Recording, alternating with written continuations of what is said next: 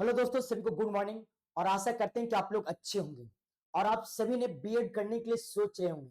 तो बीएड में एडमिशन लेने से पहले आप सभी ने पहले अपना सब्जेक्ट को समझिए।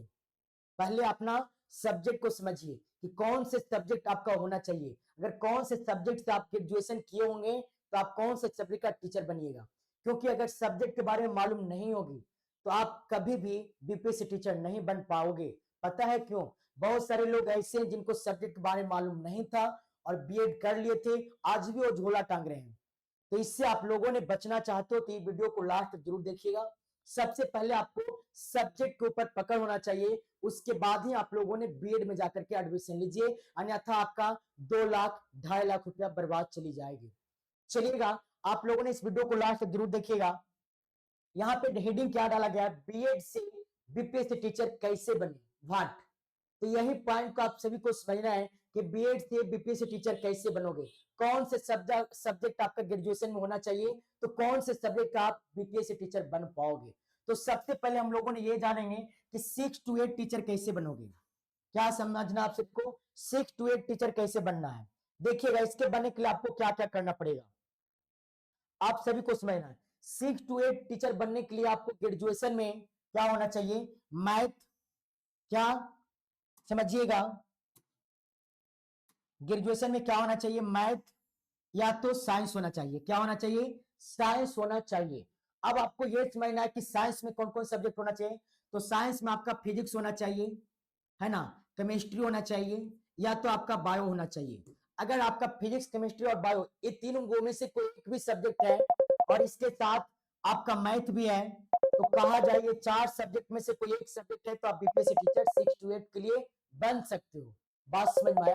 और इसके साथ साथ अगर आप इंजीनियरिंग के लिए हो, क्या, अगर आप इंजीनियरिंग के लिए हो तो 6 to 8 का टीचर आप बन सकते हो। बात समझ में आया?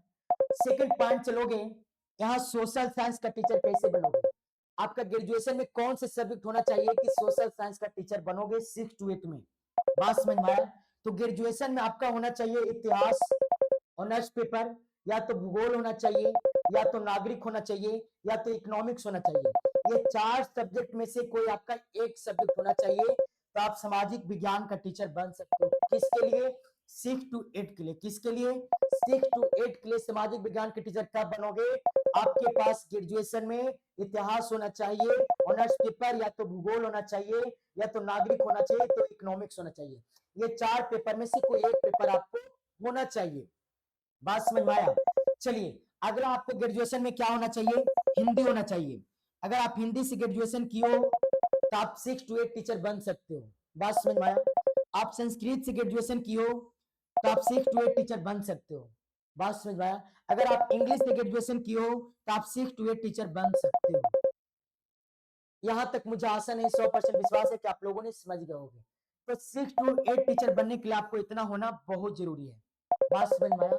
अगला है आपका 9 to 10 का टीचर कैसे बनोगे, कौन से सब्जेक्ट होना चाहिए ग्रेजुएशन में। तो 9 to 10 का टीचर बनने के लिए आपको ग्रेजुएशन में ऑनर्स पेपर होना चाहिए, चाहे तो बायो चाहे तो केमिस्ट्री। अब यहाँ पे ये समझोगे विज्ञान का टीचर कब बनोगे। विज्ञान के टीचर बनने के लिए आपको बायो या तो केमिस्ट्री होना जरूरी है। विज्ञान का टीचर बनने के लिए आपका ऑनर्स पेपर चाहे तो बायो रहेगी तो बायो से भी आप विज्ञान का टीचर बन सकते हो, या तो आपका केमिस्ट्री रहेगा तो केमिस्ट्री से विज्ञान का टीचर बन सकते हो।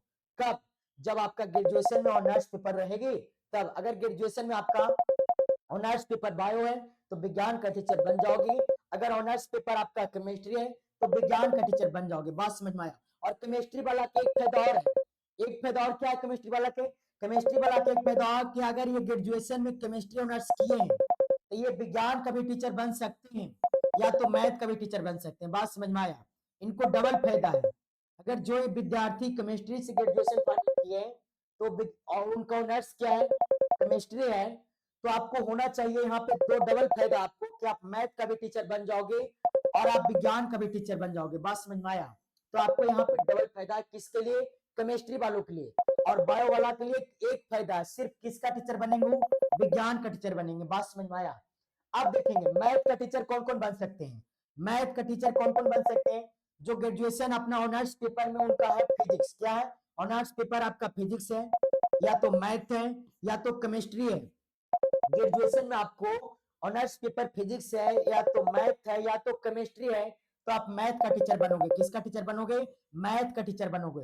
या तो इसके साथ साथ आप इंजीनियरिंग किए हुए हो, क्या आप इंजीनियरिंग किए हुए हैं, तो इसके साथ साथ आप मैथ का टीचर बन सकते हो। बात समझ में आया? तो आपका ऑनर्स पेपर होना चाहिए ग्रेजुएशन में क्या? फिजिक्स, मैथ और केमिस्ट्री रहेगा। ये तीनों में से कोई एक सब्जेक्ट रहेगी तो आप मैथ के टीचर 100% बन जाओगे। अब सबसे बड़ी बात आती है, यहीं पे लोग कंफ्यूज होते हैं सामाजिक विज्ञान में। यहीं पे आप सभी को समझना है कि सामाजिक विज्ञान का टीचर कौन बनेंगे और कैसे बनेंगे। बात समझ में आया? तो आपको ग्रेजुएशन में ऑनर्स पेपर चाहे तो इतिहास होना चाहिए, चाहे तो भूगोल होना चाहिए, चाहे तो आपको नागरिक होना चाहिए, चाहे तो आपका इकोनॉमिक्स होना चाहिए। अगर ग्रेजुएशन में आपका ये 4 सब्जेक्ट में से कोई सब्जेक्ट से आप ग्रेजुएशन नहीं किए हो, आपका ऑनर्स पेपर नहीं है और आप कॉमर्स से ग्रेजुएशन किए हो, किससे? कॉमर्स से आप ग्रेजुएशन किए हो, तो कॉमर्स वाले को बीएड नहीं करना चाहिए। यहीं पे आप लोगों ने ध्यान दीजिएगा, जो इंसान कॉमर्स किए हुए हैं, जो विद्यार्थी कॉमर्स किए हुए हैं, वह भी उनको सिलेबस के बारे में पता नहीं है, सब्जेक्ट के बारे में पता नहीं है, तो उनसे हमें माफी मांगना चाहते हैं। आप लोगों ने बीएड नहीं कीजिए, आपका 2 लाख 2.5 लाख रुपया बर्बाद चली जाएगी, क्योंकि आप फॉर्म नहीं भर पाओगे, फॉर्म आप नहीं भर पाओगे। बात समझ में? सामाजिक विज्ञान का टीचर वही बन सकते हैं जिनको ग्रेजुएशन में ऑनर्स पेपर इतिहास होना चाहिए, भूगोल होना चाहिए, नागरिक होना चाहिए या तो इकोनॉमिक्स होना चाहिए। अगर ये 4 में से कोई एक सब्जेक्ट आपका ऑनर्स पेपर है तो आप सामाजिक विज्ञान का फॉर्म भर सकते हो, सामाजिक विज्ञान का फॉर्म भर सकते हो। अगर आप कॉमर्स से किए हुए हो, कॉमर्स से आपका ग्रेजुएशन है, तो आपने बीएड नहीं कीजिए, आप डीएलएड कीजिए और 6 to 8 टीचर बनिए। कौन से टीचर बनिए? 6 to 8 टीचर बनिए। बात समझ में आया? अच्छा, यहां तक तो आप लोगों ने समझ गए। अब हिंदी का फॉर्म कब भर सकते हो? हिंदी का टीचर कब बनोगे आपने? आपका ऑनर्स पेपर ग्रेजुएशन में क्या होना चाहिए? हिंदी होना चाहिए, हिंदी का आप टीचर बन जाओगे। संस्कृत कब बनोगे? संस्कृत का फॉर्म कब भरोगे आपने? तो आपका ऑनर्स पेपर क्या होना चाहिए? संस्कृत होनी चाहिए। इंग्लिश का कब बनोगे? आपका ऑनर्स पेपर क्या होना चाहिए? इंग्लिश होनी चाहिए। तो यहां तक आप सभी विद्यार्थियों ने 100% समझ गए होंगे। अब बात करेंगे कि 11 12 का टीचर कब बनोगे। 11 12 का टीचर बनने के लिए आपको इसमें क्या करना होगा? एक डिग्री और प्राप्त करना होगा। इसमें आपको पीजी करना होगा। क्या करना होगा?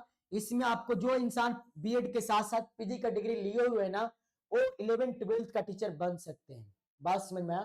तो 11 12 के टीचर बनने के लिए आप लोगों ने पीजी कर लीजिए, तो आप 11 12 का टीचर बनिएगा। अन्यथा आप पीजी किए हुए नहीं है, आप खाली बीएड किए हुए हैं। क्या आप खाली बीएड किए हुए हैं? तो आप इतना बन सकते हो, 6 to 8 इतना आप बन सकते हो। बात समझ में आया? इतना का आप टीचर बन सकते हो। अगर आप खाली बीएड किए हुए हैं तो इतना का आपको टीचर बनने से कोई रोक नहीं सकता है। अगर 11 12 का टीचर बनना चाहते हो तो आपको पीजी का डिग्री लेना होगा।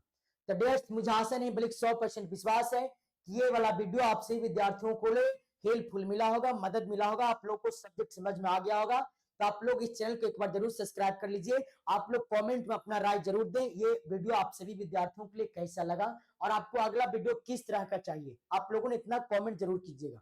चलिए मिलते हैं, आपके इसी तरह का लेटेस्ट वीडियो आपके लिए लाते रहेंगे, बस आप लोगों ने सपोर्ट कीजिए। ओके।